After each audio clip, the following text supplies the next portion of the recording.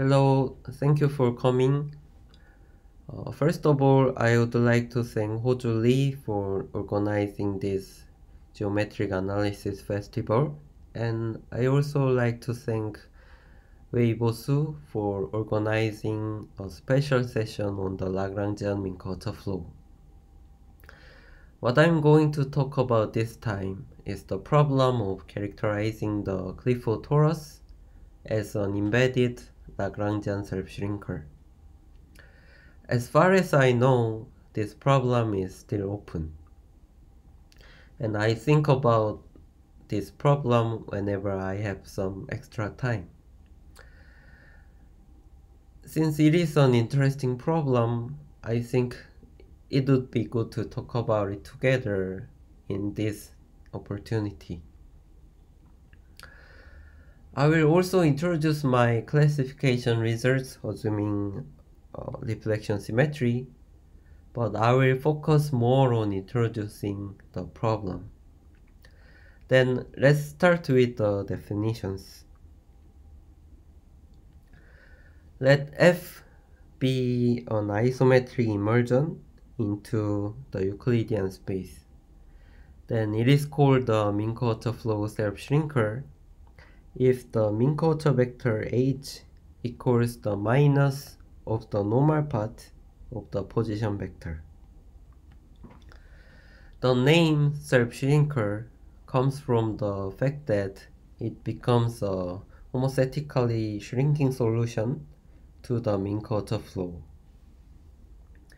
And it can also be considered as a critical point of the Gaussian volume. So it shares some common properties with minimal submanifolds. Here are some examples.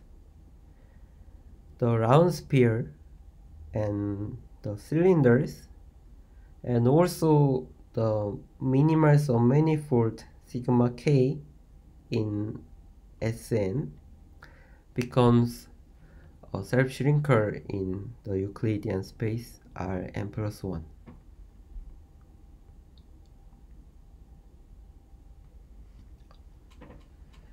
In this time, we identify R4 and C2 by this correspondence. X1, X2, X3, and X4 is identified with X1 plus I, X2, X3 plus I, X4. And multiplying by I correspond to the almost complex structure J in R4.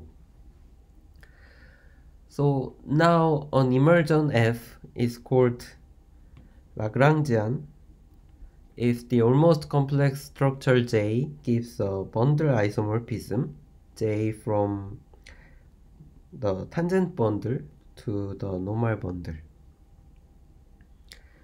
And a Lagrangian self-shrinker is a Lagrangian immersion that also satisfies the self-shrinking equation.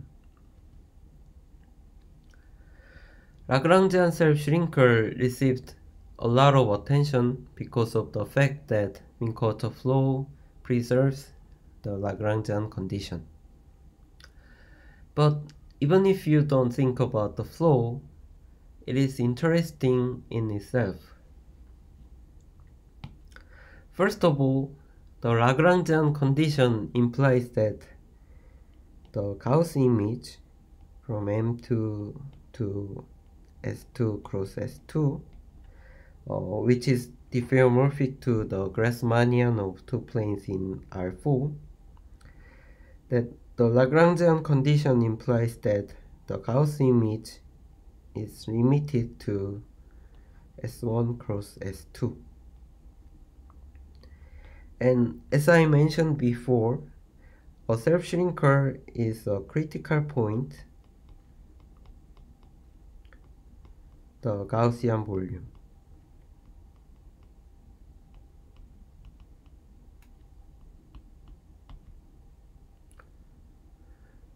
Therefore, it can be expected that Lagrangian self-shrinkers will share some common properties with the codimension 1 minimal surfaces.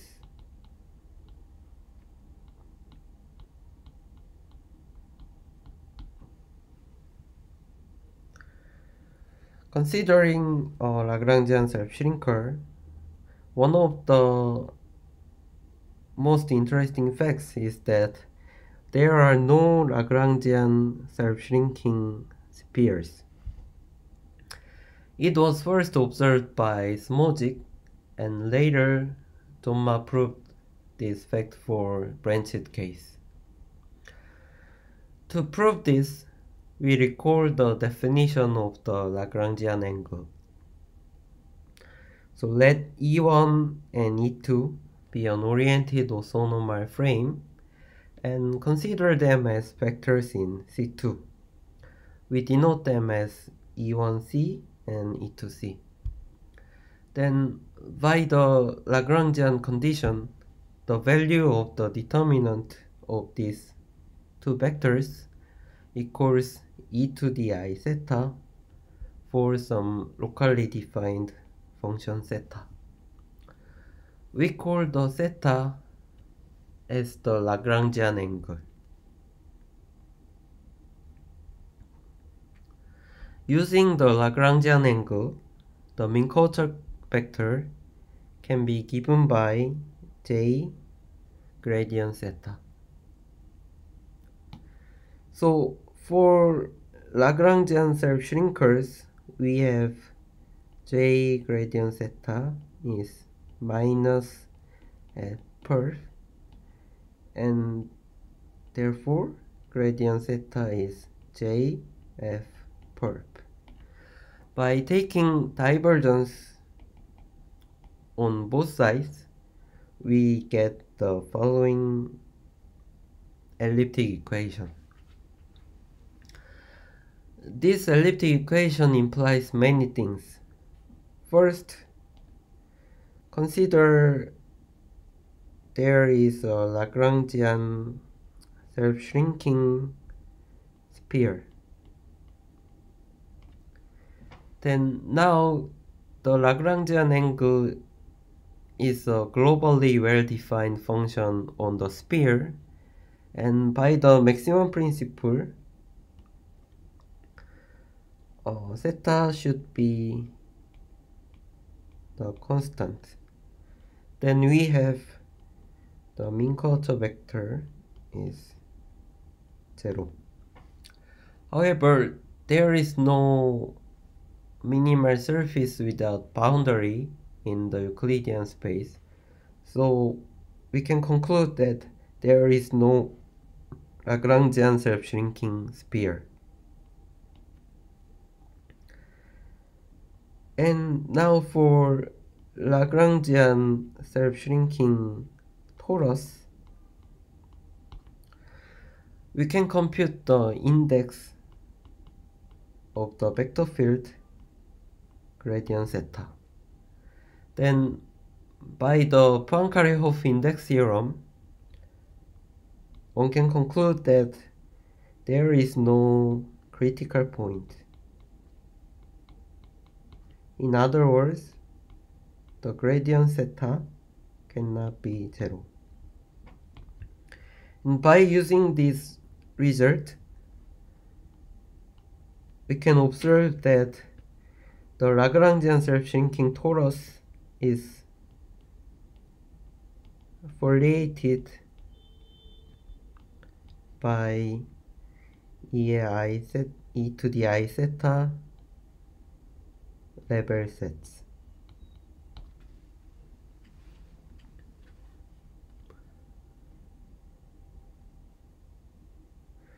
Now, since there is no Lagrangian self-shrinking sphere, so the most simplest example would be the Clifford torus.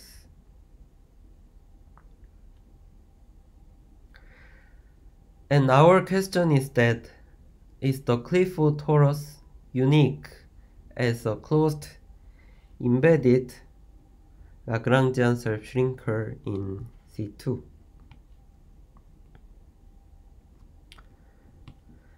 This question is analogous to the Lawson conjecture proved by Simon Brendel with the maximum principal argument. And we also note that there are more than one embedded Lagrangian shrinkers in Cn if n is greater than or equal to 3. These examples can be found in the paper of Angshu.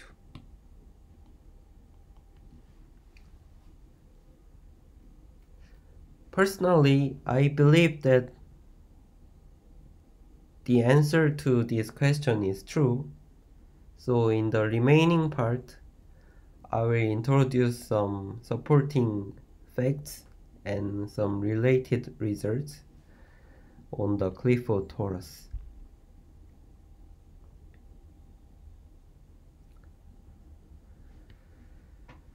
So, closed embedded Lagrangian surfaces in C2 satisfy some interesting properties. First, closed embedded Lagrangians have genus 1. Indeed, the tangent bundle and the normal bundle are diffeomorphic, and we have the following equations. So here the Euler number of the normal bundle have an information on the number of self intersections, so it becomes 0 when the immerse submanifold is embedded. So we conclude that the genus is equal to 1. And moreover, some deep results of symplectic geometry tells us that every embedded Lagrangian torus is Lagrangian isotopic to the Clifford torus. It means that every embedded Lagrangian torus is unknotted and is isotopic to the Clifford torus through Lagrangian surfaces.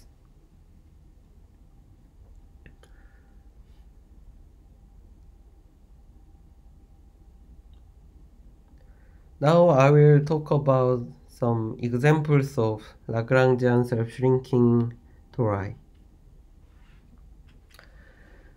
The following three families of examples have been studied in the literature. The first one is the product of self-shrinking plane curves.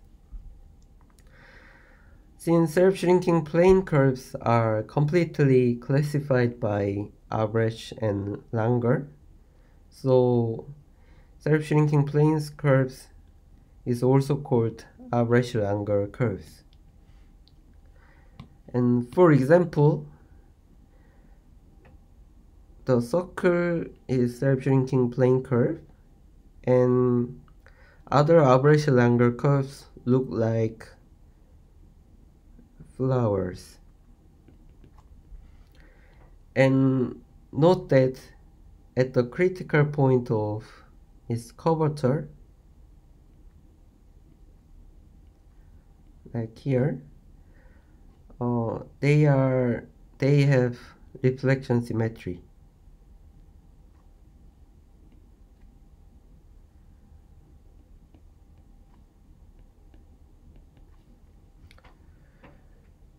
The next examples are the Ligiwang tori, which are parameterized as follows. And also there are Angshu tori. Here gamma is a curve on C that satisfies this relation. Here, K gamma is the curvature. And among these examples, the Clifford torus is the only embedded example. So, observing the known examples and considering these interesting properties of closed embedded Lagrangians in C2, we can believe that the answer of the question is true.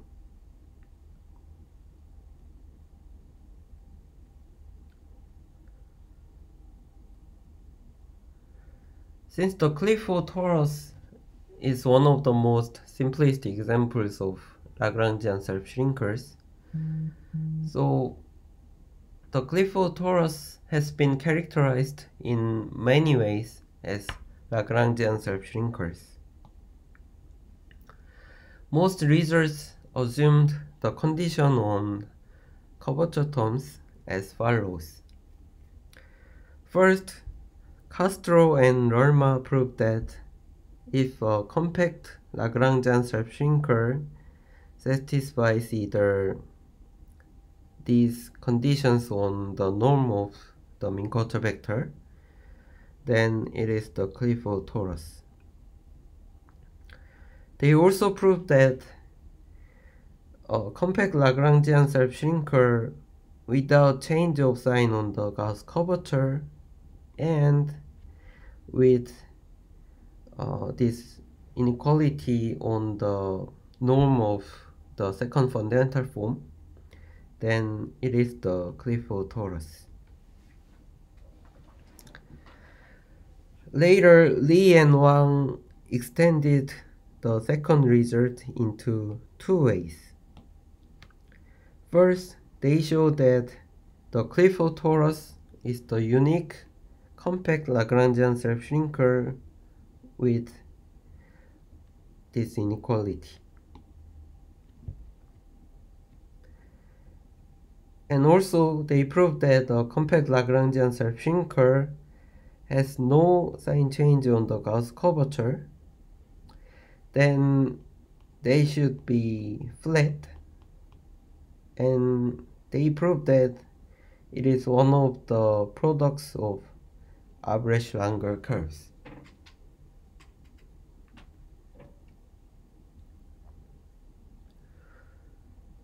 Now I will introduce my classification results. Assuming reflection symmetry, I was able to obtain the following theorem. So let F be a closed Lagrangian self-shrinker symmetric with respect to a hyperplane.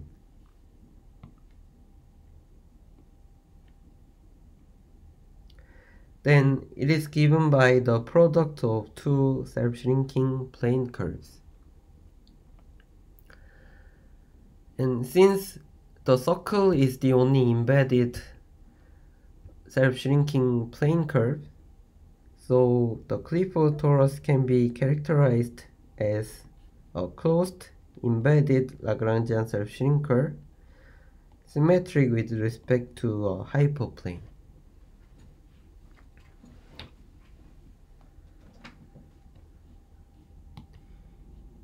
Here we should mention that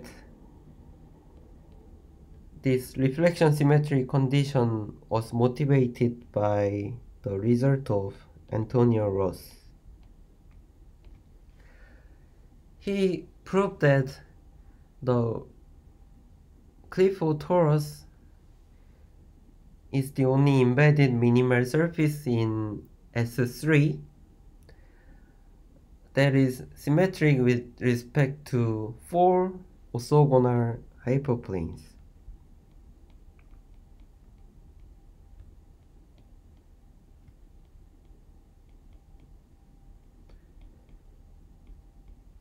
In our case, since the Lagrangian condition and reflection with respect to a hyperplane is not commute each other. So in other words, the almost complex structure J and reflection are not commute. So the reflection symmetry condition on our case is more strong condition. So we only require one hyperplane of symmetry.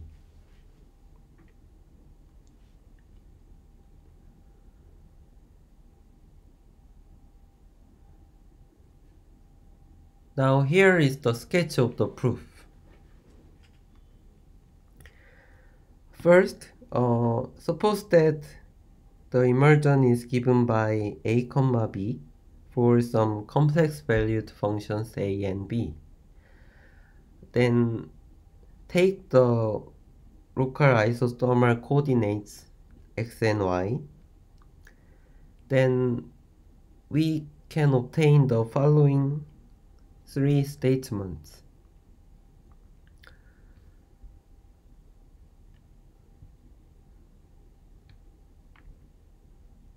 We express all the conditions explicitly by a, b, and isothermal coordinates xy. We can easily obtain these results.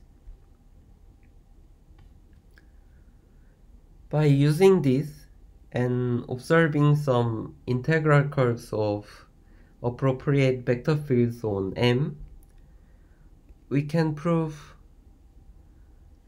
the following proposition. So if a closed Lagrangian self-shrinker with reflection symmetry is given by a comma b, then a and b cannot be 0 on M, and we have the following global relation on M. Note that these global relations are similar to that of Average-Langer curves. And by using these global relations,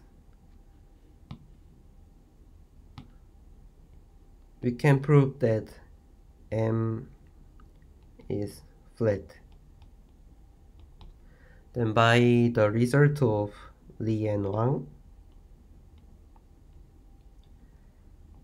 we can conclude that M is the product of two Average-Langer curves.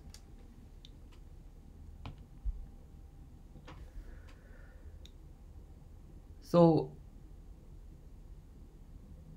I do not go into detail because this proof only works under reflection symmetry and also only in dimension 2.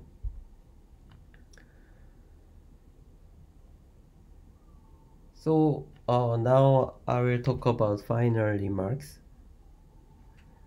So if you think about why it was possible to prove the above classification results, the reflection symmetry restricts the Gauss image into S1 times S1. So in the previous page, we talk about that the Lagrangian condition implies the Gauss image is limited to S1 cross S2. But if we assume reflection symmetry, then Gauss image is even more restricted to S1 cross S1.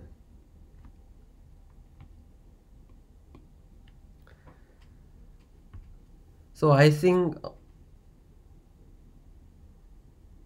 although reflection symmetry condition is geometrically natural in some sense, but it is still a very strong condition on the Lagrangian self-shrinker. And the original question is like asking if the Clifford torus is the only self-shrinker in the Lagrangian isotopic class.